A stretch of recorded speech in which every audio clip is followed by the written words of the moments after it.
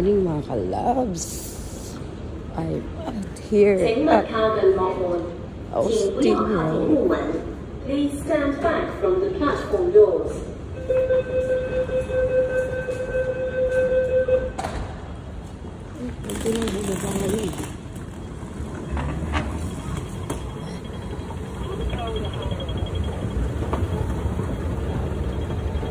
Blessed morning mga ka-loves.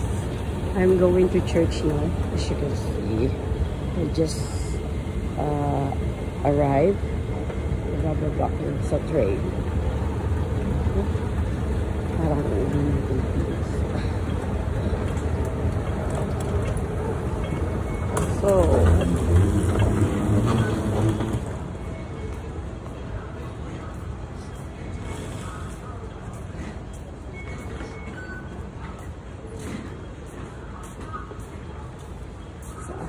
octopus.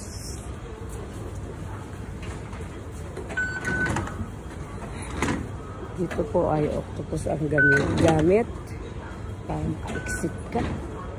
Kung wala kang octopus, meron naman. Kung kayo po ay galing ng kusaan at dito kayo sa Austin Road, ang papunta po sa church namin ay exit F po. Excuse me. Yan.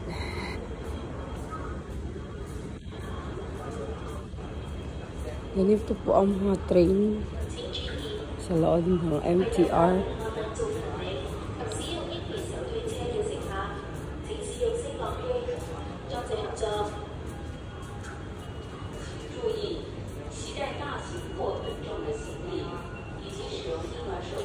Intindihan nyo? Blessed morning po ka-loves. At ingat po ang lahat ngayong umagang ito. Ako po ay may sipon. So, thank you for your cooperation. Exit F po tayo. Going to our church. Pero medyo mahaba pa po yung lalakarin ko. At tingnan natin kung kaliwanag na yung paglabas ko. Alam niyo po mga ka-loves.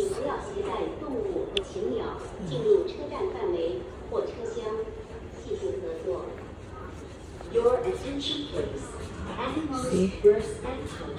May bakery dito. Ta-ta-ta. Medyo late na ang labas ko. 5:30 ng umaga.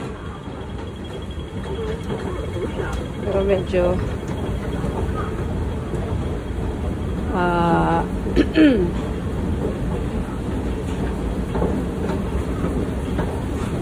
yan. Si Lolang may alagang aso. Nagbagal-bagal lang ako. Kasi ngayon kung may bit-bit kayo, merong lift. Yan. May lift po. Mukhang ayusin ko na yung jacket ko. At malamig na sa labas. Kasi madilim pa rin sa labas, mga ka-loves.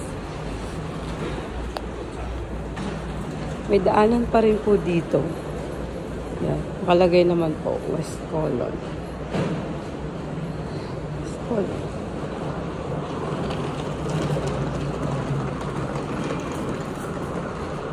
Yan. Pwede rin dyan dumaan. Nakalagay dyan, papuntang West Colon.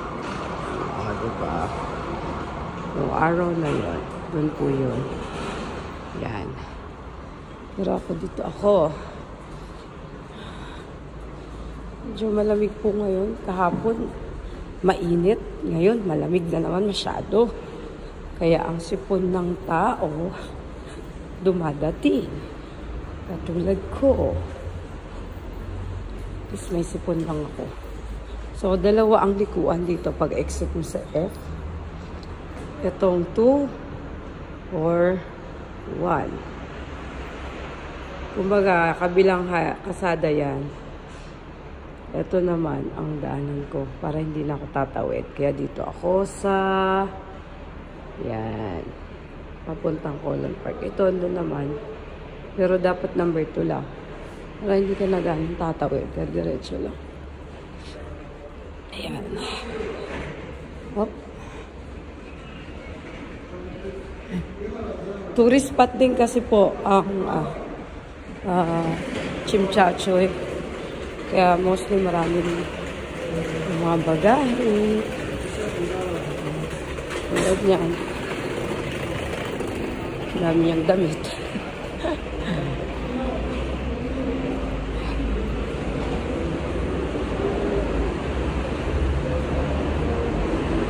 Yan. Okay. So, yan. Yan. Hindi ka po doon. Hindi. Saan yung araw na ito? Madilim pa po sa labas. You see?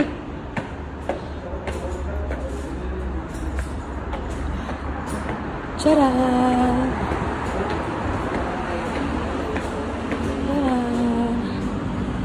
Yan. Woo! And it's called highway na po to. Yan. Aha.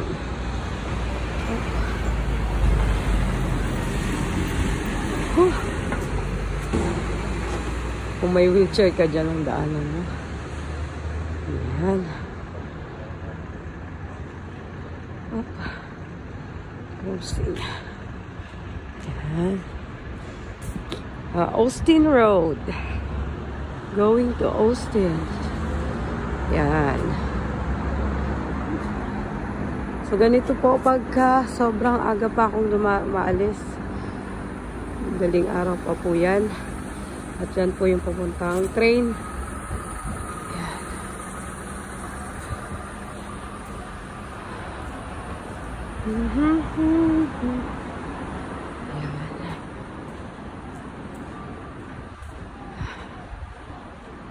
Malamig ang umaga. Wala lang snow dito, pero malamig.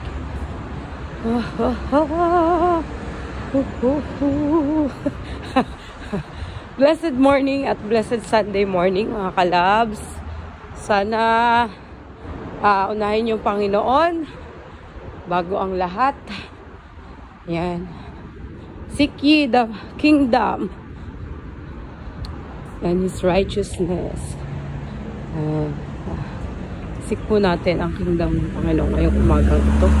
And every day po. Ang lamig. Sumisiksik yung lamig niya. Kaya ang aking sipon hindi na nawala.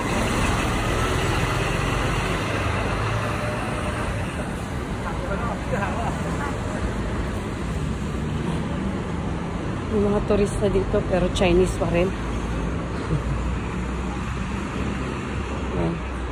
Outfit check. Hindi nyo makita. Yan. So mga kalab, yun lang masasabi ko sa ngayon. Actually nakita nyo na ito yung lugar na to. So, blessed morning ulit. At yeah, unahin natin ang Panginoon ngayong araw na to. Let all the glory, honor to Him alone. Yan. Kahit saan ka pa ngayon. Outfit check. Hello. Baduy. Look. Lamig po kasi, kaya naka-jacket ako. So, yun lang po masasabi ko ngayon. Have a blessed Sunday morning. A day ahead na. Yung araw mo ngayong ay magpagpapala lamang sa Panginoon. Yan. At kung ano yung marireceive mo ngayong umagang ito, ngayong araw na to, give glory unto Him. Yun lang po mga kalabs, and have a blessed Sunday. And thank you for subscribing, and thank you for sa panonood ng aking YouTube. Even in a small way, sana nag-e-enjoy kayo mga kalabs. At remind ko po, wala pa akong edit. Hindi ako marunong mag-edit. Walang time mag-edit, kaya kung na-upload ko yan ngayon, yun na yun. Pasensyahan nyo na ang inyong simpleng YouTuber na vlogger ko, no. Simple lang, pero diba, sana na-enjoy nyo kahit magulo, makulit. Yan. Thank you mga kalabs at God bless. Yan, lagi ko po talaga nadadaanan ang Colon Park. Bye. See you soon. At sa sunod, ikot ko ulit kayo dyan sa loob ng Colon Park na yan. Marami pang pwedeng puntahan. Pero hindi ko na magagawa yan today. So, let it be na mapasyal ko pa kayo. Yan. So, thank you mga kalabs. Ingat and God bless. Yan. Bawal lang makulit dito kasi malapit lang ang police station dito. Beware! Yan. So, bye-bye mga kalabs. God bless you and Jesus loves you. Remember, may marathon dito ngayon. May marathon po. So, walang daanan. Yan. Yan, kita nyo sa kanto. Sa kanto may marathon. Yan. Sabihin may marathon. At sarado dyan ang daanan. Kaya pala walang sasakyan dito. Pagkatapos niyan, bubuksan na nila yan. Kaya pala,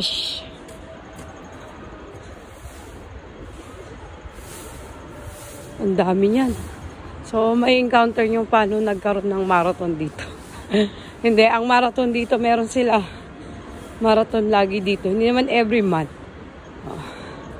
Kung pwede ka sumali, magkailangan mo muna magpa-register, syempre.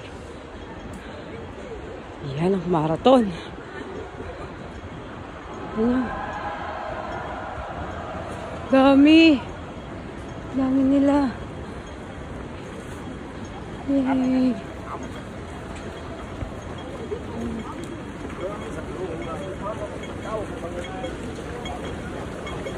Ayan yung gano'n sila kadami. Ayan mga kalabs. Marathon yun na.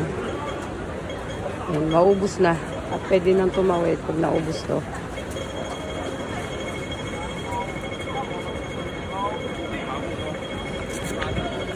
Marathon, marathon. Dami kabilaan. So yun lang mga kalabs. Na-enjoy nyo naman. Okay, tapos na yun sa kabila. Sa kabilang side naman.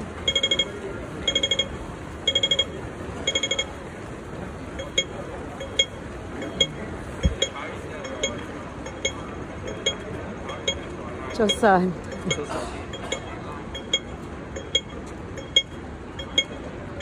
Ayan na, paubos na. Wow, dami pa.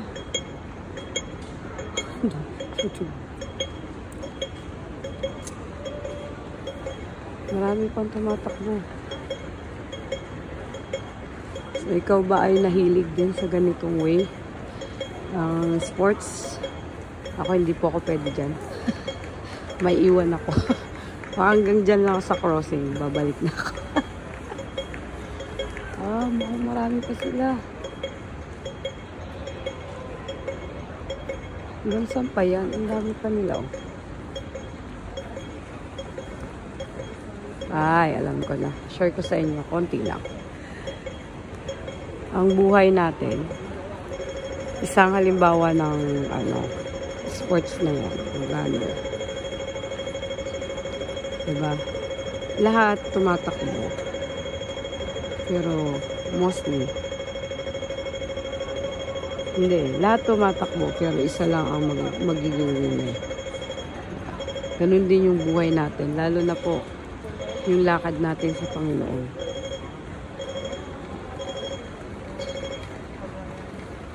Lahat tayo tatakbo sa buhay na to. Pero, tandaan natin, nasa atin pa rin yung way kung i-stop na tayo. Kung i-stop na natin, hindi na tayo magpapatuloy sa buhay. Kaya yan lahat sa dami nilang tumatakbo. Tatlo lang, diba? Ang nananalo. Sa dami niyan. Tandaan natin. Ang buhay din natin ganun.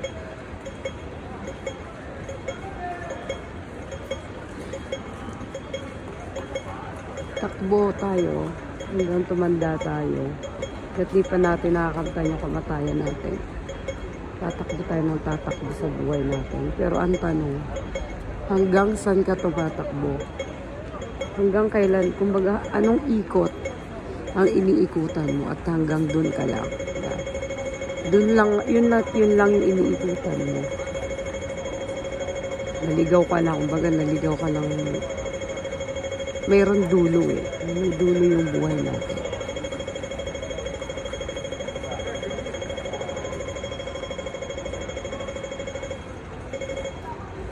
Ang dami pa nila. Paunahan. Pero salpa ni Pablo. Run. But sana sa dulo ng pagtakbo mo, si Jesus ang sasalubong sa'yo. Sa pagtakbo nila, possible na may madapa. Possible na may hihinto pansamantala. Just to give a break, pero magpapatuloy pa rin. Yung iba niyan, tuloy-tuloy. Tuloy-tuloy yan. Ang takbo nila hanggang makita nila yung dulo. Yung finish line. Yan. Finish line.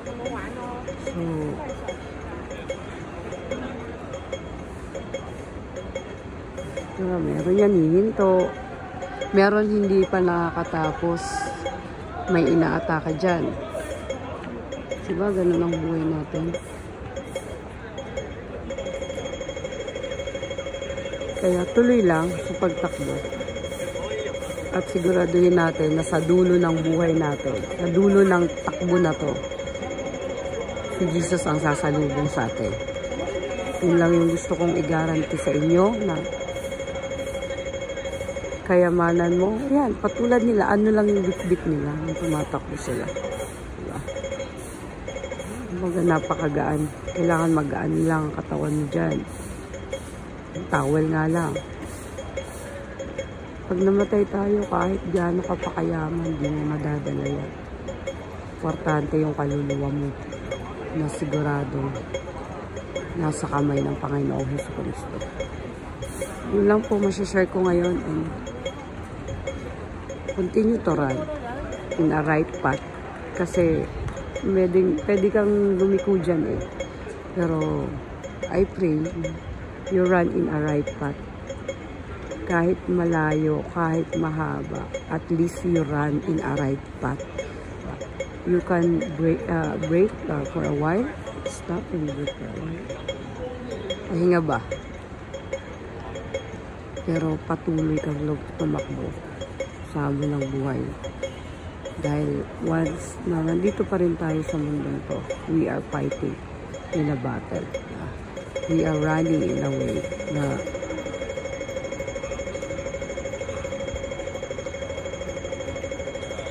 maraming pagsubok sa buhay natin, pero we continue to run. But remember, dapat sa dulo nito, si Jesus ang makikita natin. So yun lang mga ka-loves. God bless and blessed day ahead. Remember that Jesus loves you. Bye! Keep the run. Keep running in the right way, in the right path. God bless you. Jesus loves you.